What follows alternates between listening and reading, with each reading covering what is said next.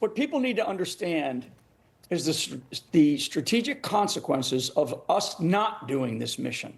First of all, to our military and the capabilities that were put on display in the last 48 hours. I mean, these are exquisite capabilities. These are the best of the best. I mean, the fact that nobody was killed is just it's an amazing accomplishment. And of course, they accomplished their mission. So of getting the precious cargo himself, Maduro, off the ground. The strategic consequences of the Americas, and this is why, and I'll throw in Greenland, right? The Panama Canal, the critical and key straits of the Caribbean, right? The key strait between the island of Grenada and the northern coast of South America. I mean, all of these places matter. The Arctic.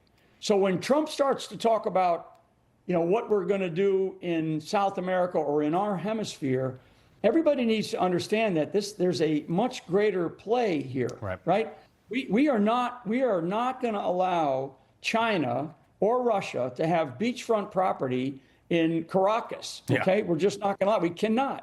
We cannot allow. It's well beyond just the drug smuggling, which is devastating in and of itself.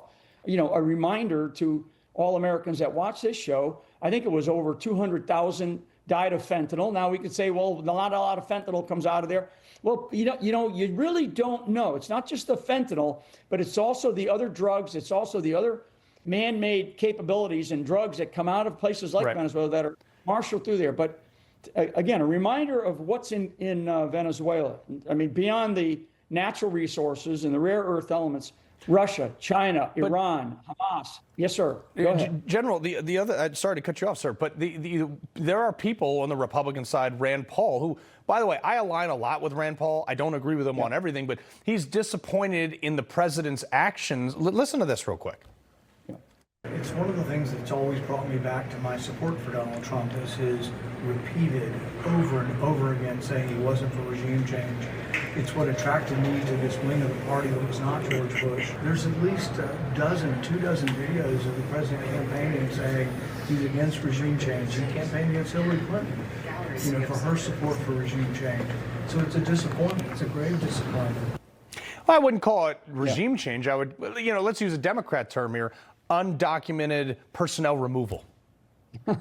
Right, that's a good one.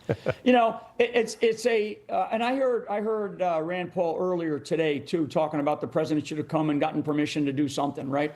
And I don't disagree with some of that, but the problem with when we start to take a very sensitive operation like this, that's going to put American troops' lives on the line, in a very, very difficult, complex operation. You got to be so careful about who knows about a particular mission like that. Right. So there's a sensitivity that goes with that. I don't disagree with Rand Paul, his suggestion about, well, the president should come and get some type of, a recognition or give Congress some type of recognition, but he doesn't have to tell all the details of what he's going to do. He kind of did that when he put the Armada down in the southern part of Gulf America anyways. I mean, that's a given that we were going to conduct operations, and we were doing, we were taking care of ships, we're going after the fishing vessels. So I don't disagree with all of that. But what I do disagree with, and in Rand Paul's case, is that, and he knows this, we've got to be so careful when we are going to conduct operations like that. Trump gave Maduro more opportunities than he probably should have to say, get the hell out of Dodge. Otherwise, we're going to come after you. And also, he's alive. We could have just drone striked him and had over the. Exactly. General, I got to leave it there. I appreciate you very much, sir. Thanks for fighting the good fight. Absolutely. Thanks, Carl. He loves the Constitution. He fights for what's right. He hates the bad guys. He's a freedom warrior. He's your freedom warrior. Watch Carl Higbie every weekday on Newsmax.